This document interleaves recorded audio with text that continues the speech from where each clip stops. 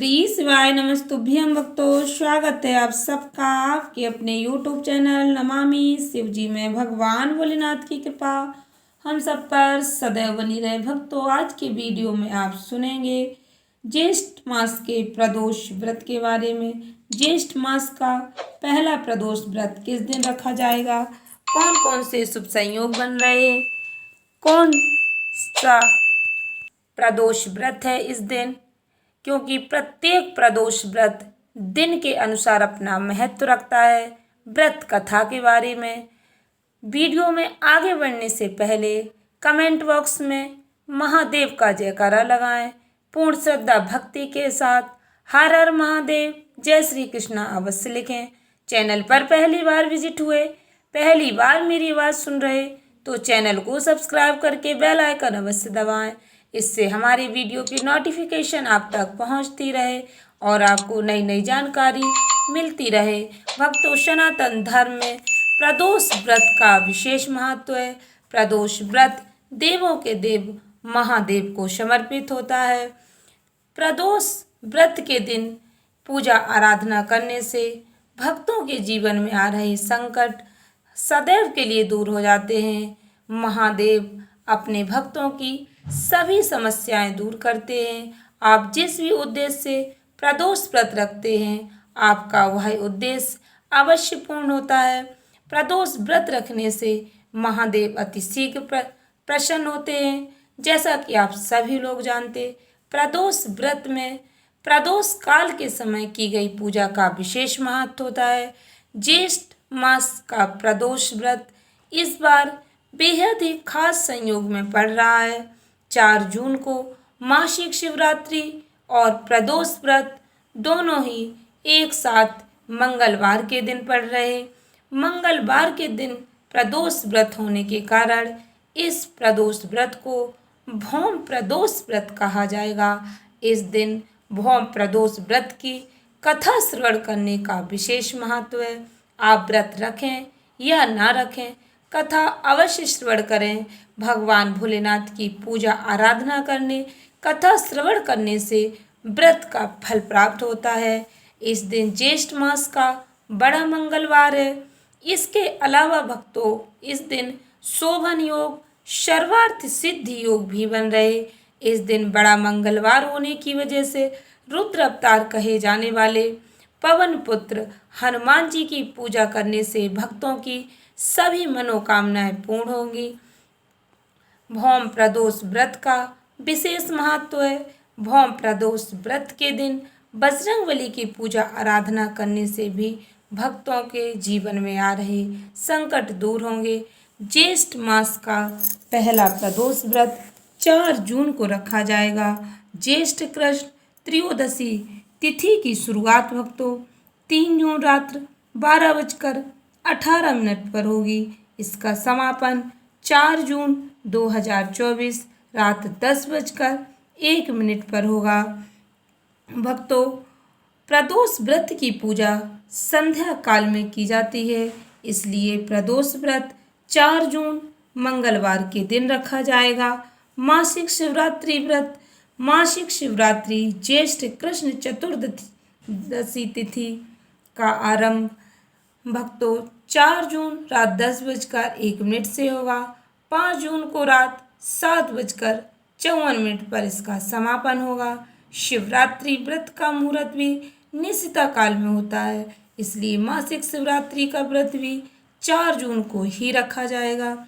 भौम प्रदोष व्रत का क्या महत्व होता है भक्तों? मंगलवार को पड़ने वाला प्रदोष व्रत भौम प्रदोष व्रत कहलाता है। इस दिन भगवान भोलेनाथ के साथ हनुमान जी की पूजा का भी खास महत्व होता है। जिन लोगों की कुंडली में मांगलिक दोष होता है या विवाह में बाधाएं आ रही होती, उनके लिए भौम प्रदोष व्रत की पूजा करना बहुत ही शुभ फलदायी होता है। जिन लोगों की कुंडली में मंगल ग्रह भारी हो, उन्हें भौम प्रदोष के दिन मंगल से जुड़ी लाल वस्तुओं का दान करना चाहिए। इससे मंगल ग्रह की दशा से आपको राहत मिलेगी। भक्तों, भौम प्रदोष व्रत की पूजा विधि। भौम प्रदोष व्रत के दिन सुबह जल्दी उठकर स्नान आदि करके भगवान भोलेनाथ की पूजा आराधना करें। इस दिन लाल रंग के वस्त्र अवश्य धारण करें। सूर्य देवता को जल अर्पित करने के बाद हनुमान जी की पूजा करें, क्योंकि मंगलवार के दिन बजरंगबली की पूजा करना बहुत ही शुभ फलदायी होता है। हो सके तो हनुमान चालीसा का पाठ करें। यदि नहीं कर पाते तब भी आप बजरंगबली की पूजा आराधना करें, मंदिर में जाकर चोला चढ़ाएं। भक्तों, महिलाएं बजरंगबली की पूजा नहीं करती हैं, इसलिए घर में जो भी पुरुष हो वही बजरंगबली की पूजा आराधना करें। शाम को प्रदोष काल में फिर से स्नान करें और कपड़े बदलकर भगवान भोलेनाथ की पूजा आराधना करें, अभिषेक करें। विधि विधान से प्रदोष व्रत की पूजा आराधना करें। भगवान भोलेनाथ को दूध, दही, घी, गंगा जल, शहद से बने पंचामृत से स्नान कराएं। इसके बाद आपके पास जो भी पूजा सामग्री, बेलपत्र, समी पत्र, भांग, धतूरा, अक्षत, फल, फूल, जो भी पूजा सामग्री है, भगवान भोलेनाथ को पूर्ण श्रद्धा भक्ति के साथ समर्पित करें। जो भी प्रसाद सामग्री है भगवान जी को समर्पित करें। शिव चालीसा का पाठ करें। व्रत कथा अवश्य श्रवण करें। आप जब भी भगवान भोलेनाथ की पूजा आराधना करते हैं तो भगवान भोलेनाथ का आपको जो भी मंत्र याद है उस मंत्र का निरंतर स्मरण करते रहें। नमः शिवाय ओम, ओम नमः शिवाय, श्री शिवाय नमस्तुभ्यम। आपको जो भी मंत्र याद है उस मंत्र का निरंतर स्मरण करते रहें। भगवान भोलेनाथ के मंत्र का स्मरण करने मात्र से भगवान भक्तों पर अति शीघ्र प्रसन्न होते। यदि आप शिव चालीसा का पाठ नहीं भी कर पाते तो आपको जो भी मंत्र याद है उस मंत्र का निरंतर स्मरण करते रहें। भक्तों, प्रदोष काल का सही समय रहेगा 4 जून 5:45 से 7:45 तक।